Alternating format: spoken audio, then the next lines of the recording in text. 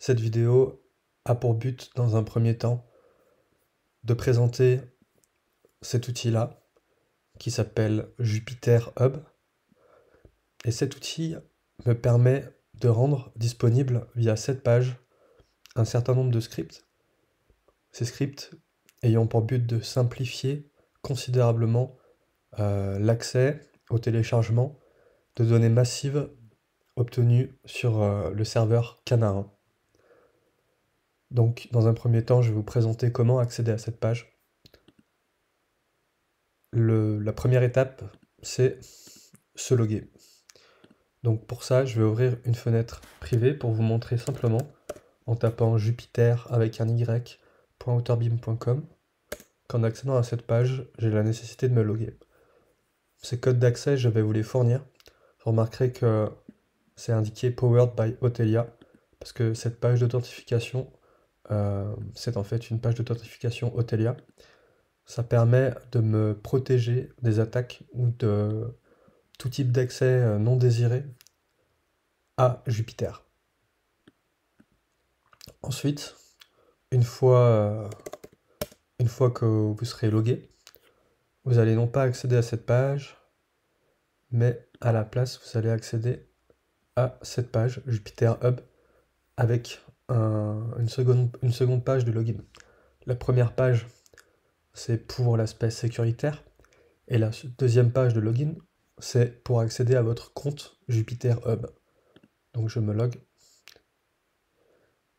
Et une fois que vous accédez à cette page-là, vous serez connecté. Vous aurez peut-être la nécessité de simplement cliquer sur un icône pour lancer le serveur. C'est assez simple d'utilisation. Je vais fermer cette page désormais et on va voir qu'est-ce qui peut être affiché sur cette page-là.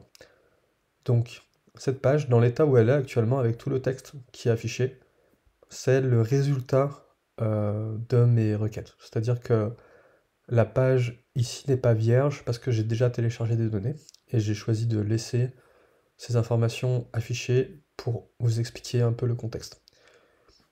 Donc, vous voyez qu'il y a plusieurs étapes. Il y a une première étape, deuxième étape, etc. Sur la gauche, vous avez un navigateur de fichiers. Donc là, vous voyez que je suis dans le dossier Canarin Heavy Request. Je peux cliquer ici, revenir à la racine, rentrer dans le dossier, voir que j'ai plusieurs fichiers. Là, il y a marqué IPYNB, c'est IPython Notebook, donc Python, un notebook Python interactif. C'est en l'occurrence cette page-là qui est ouverte actuellement. C'est sur cette page qu'on va travailler. Ensuite, j'ai une table Excel. Un exemple, je peux double-cliquer, ça va ouvrir les fichiers Excel. Ensuite, j'ai un dossier backend avec le code source qui contient tous les petits scripts qui sont utilisés pour télécharger et formater les fichiers. Puis, un dossier temporaire. Dans ce dossier temporaire, là, j'aurais pas dû ouvrir ce fichier. Dans ce dossier temporaire, j'ai tous les fichiers qui sont téléchargés. Et vous pouvez tout le temps tout télécharger. Voilà, comme ceci. Hein. C'est très simple. Donc là, si vous voulez télécharger tous les fichiers sources, vous avez la possibilité de le faire. Donc, je vais revenir sur ma page. Je vais fermer les autres pages que j'ai ouvertes. Donc, voici comment ça se présente. Dans un premier temps, il vous est demandé d'importer une table Excel contenant ces informations-là. Vous voyez que cette table Excel, en effet, elle est déjà présente ici.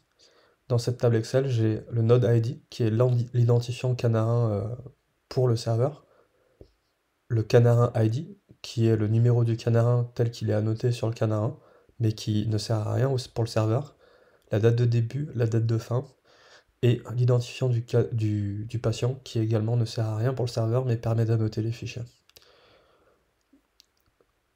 Donc il vous a demandé dans un premier temps d'importer une table. Je vais vous montrer comment faire. Simplement, je vais supprimer ce fichier, qui est un fichier d'exemple, et je vais le glisser déposer. Voilà, je vais en mettre un nouveau en fait. Le voilà. Et vous voyez, à présent, si je clique ici, ça me dit non, le fichier Excel n'existe pas. En effet, parce que j'ai supprimé le fichier qui portait ce nom-là précédemment. Donc je vais simplement mettre table v1.1 et voilà. C'est exactement le même fichier, juste avec un nom différent. C'est le seul fichier que vous allez importer. Ensuite, en somme, vous avez juste à faire une série de clics et tout va être automatique. Donc, ensuite, on va créer des requêtes SQL. Regardez, je vais cliquer, hop.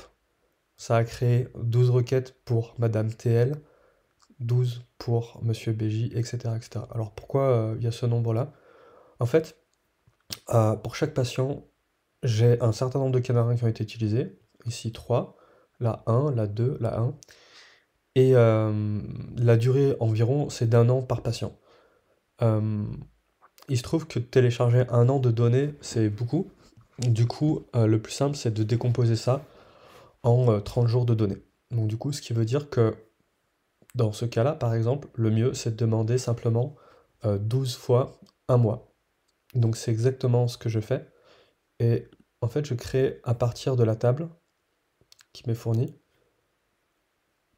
ce fichier-là, pardon, où vous voyez, j'ai les mêmes informations et j'ai par exemple les 12 requêtes là pour Monsieur GC. Ensuite, pareil pour Monsieur KF, etc., etc., etc. Je vais refermer cet onglet-là. Vous voyez que cette page-là, vous pouvez y accéder en cliquant là. Ensuite, je vais cliquer sur demander les fichiers au serveur. Alors, il se trouve que si les fichiers sont déjà téléchargés, ça ne va pas les retélécharger. Autrement, c'est très long. Enfin, c'est très long. Ça prend environ une demi-heure de télécharger les fichiers. Voilà. Ensuite, il faut les convertir au format Excel. Pourquoi il faudrait les convertir au format Excel? Je vais vous montrer. En fait, les fichiers sources tels que le serveur nous les envoie, ils ressemblent à ça. Je sais pas si vous voyez bien, je zoome un peu. En fait, c'est ce qu'on appelle un fichier multiline. C'est-à-dire que pour chaque ligne, on a uniquement l'indicateur du temps, la node ID, euh, et puis ensuite une variable et un identifiant qui permet de déterminer quelle est la variable en question. Donc, vous voyez, là ici par exemple, je vais avoir la pression, là je vais avoir la date, etc. Ce qui fait que pour le même instant, je vais avoir un nombre de variables, peut-être une dizaine de variables. Donc nous, c'est pas le genre de fichier qu'on a l'habitude de traiter sur Excel. C'est pour ça, ou sur R ou n'importe quoi. C'est pour ça qu'il faut les convertir. Cette étape de conversion, elle prend un certain temps. Vous voyez là, c'est instantané. Pourquoi? Parce qu'en fait, les fichiers, pareil, ils ont déjà été convertis. Donc voilà pourquoi il y a tous les messages. Puis ensuite, une fois que les fichiers sont convertis, bah, l'idéal c'est d'avoir qu'un seul fichier en sortie. Et donc ensuite, en cliquant sur Merge, petit à petit, les fichiers vont être assemblés. En sortie, en revanche, vous n'aurez pas un fichier Excel, vous aurez un fichier CSV, mais que vous pouvez ouvrir avec n'importe quel logiciel de traitement de fichiers, parce qu'au-delà d'une certaine taille, il n'est pas possible d'exporter un fichier Excel. C'est une limitation d'Excel. Et ensuite, vous pouvez retrouver le fichier en cliquant ici.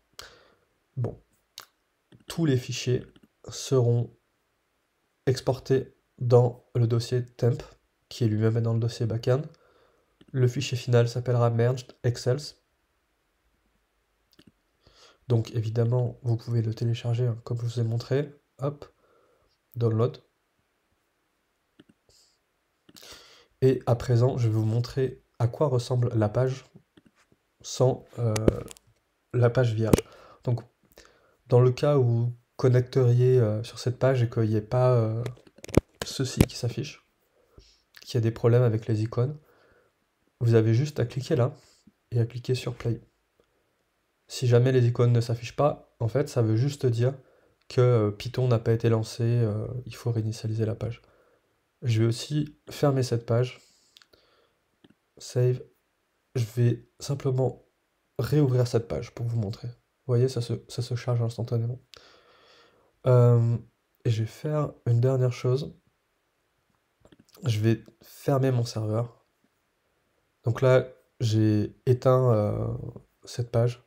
Normalement, si je réactualise, ça me dit voilà, le serveur n'est pas lancé. Je vais vraiment repartir de zéro.